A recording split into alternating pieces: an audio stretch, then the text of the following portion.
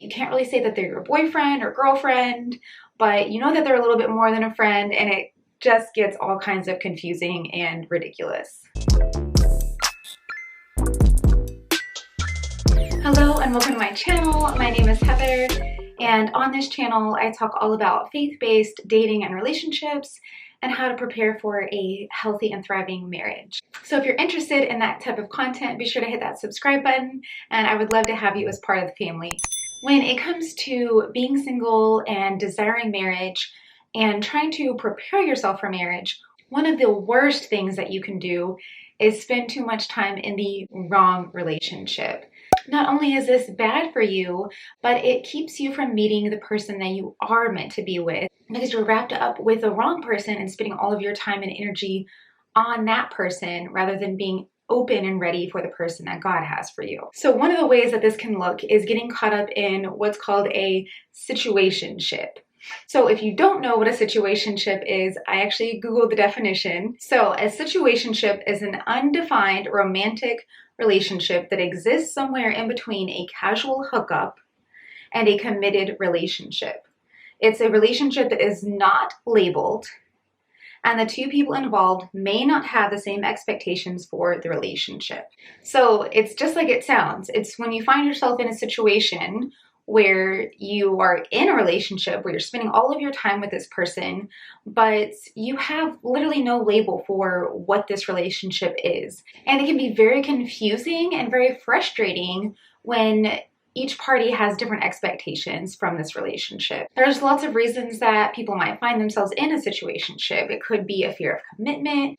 It could be that they're just not ready for a serious relationship yet, and they enjoy the benefits of a relationship that doesn't really involve commitment.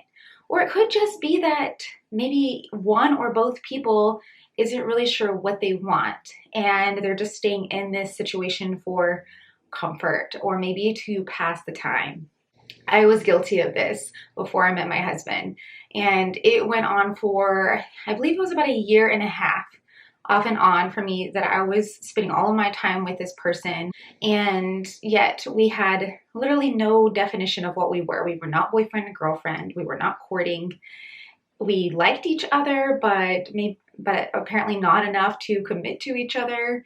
And it ended up really hurting me in the end. And obviously, like I said, being a really big time waster that prevented me from being not only open to another relationship with the right man, but also preventing me from growing in my relationship with Christ, because I was in this situation that I knew I shouldn't be in, and I had this constant guilt because of it. So that's why I'm making this video, to help you in case you find yourself in a similar situation, to see the signs and to hopefully move on and away from that. All right, so sign number one is what I talked about in the definition, and that's that you do not have a label for this relationship.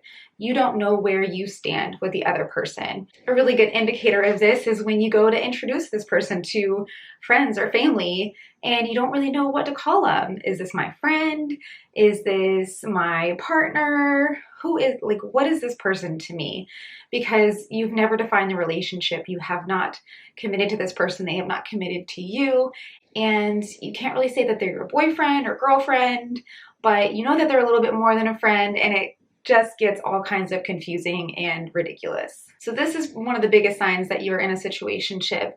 And this is why I talk so much in my videos about intentionality and how important it is to be with someone who is intentional with you, who does define the relationship very early on, and who you know is committed from the beginning. Don't waste your time with people who are not ready for commitment. It is just not worth it. Maybe you are that person in this situation, and if that's the case, then maybe this will help you to see where you stand and where maybe you need to let go of something that you're holding on to, maybe just to fill the time. Again, that's kind of where I was in the situationship that I was in.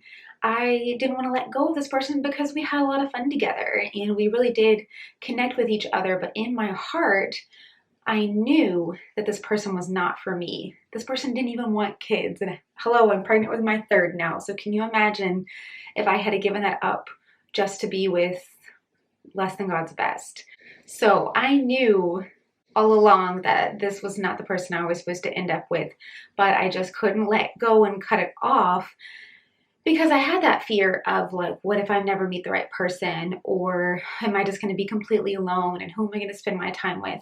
But I'm telling you, that is just not worth it. And it's possible that the right person could come along while you are in this situationship, but it is highly unlikely because you're not going to be emotionally ready and open to recognize that person when they come into your life. All right, so moving on to sign number 2.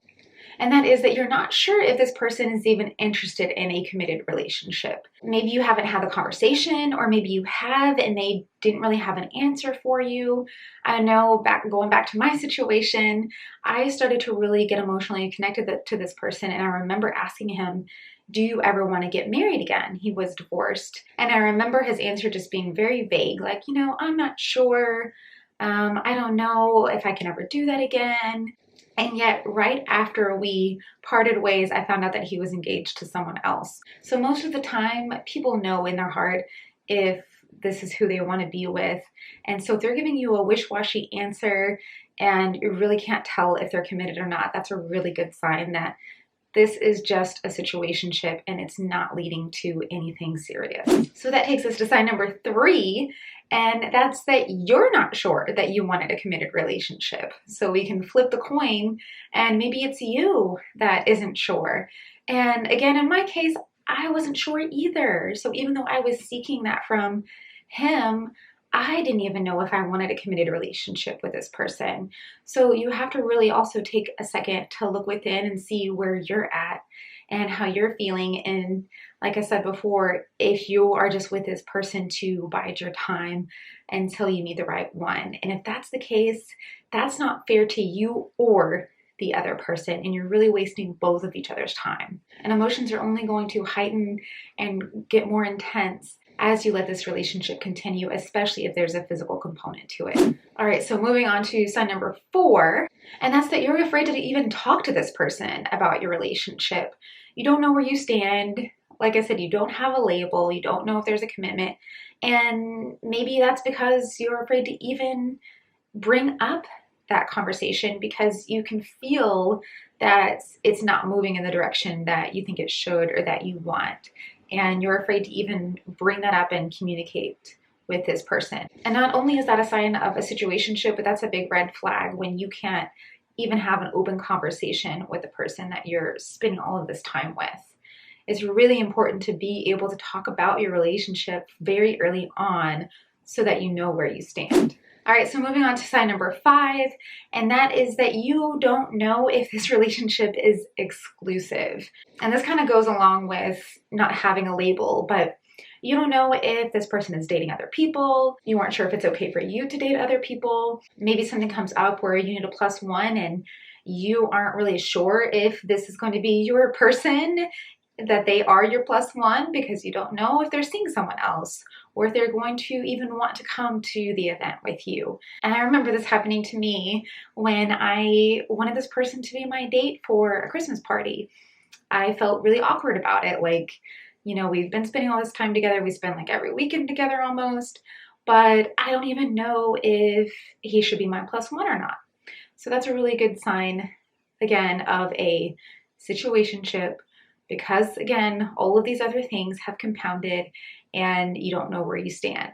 And that again gets really tricky if there's any kind of sexual relationship and you don't even know if you're the only one that they're seeing. That can be very harmful emotionally. And it may seem like it's just casual and not a big deal, but when you do that and the more time you spend and the more emotionally connected you are going to be to the wrong person, and then you're going to have to spend time healing from that.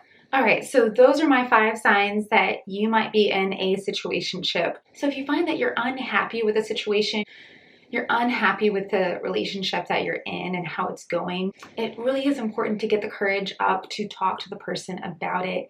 And if you're not happy with it, if you are seeing these signs and there's no indication that this is moving towards a serious marriage relationship in the future, then it really is best to end it and move forward so that you can be open and ready for that person that God has for you. So I hope you found this helpful. Let me know in the comments if you have ever been in a situationship. I would love to hear from you, and I look forward to seeing you in my next video. Thank you so much for watching. Bye.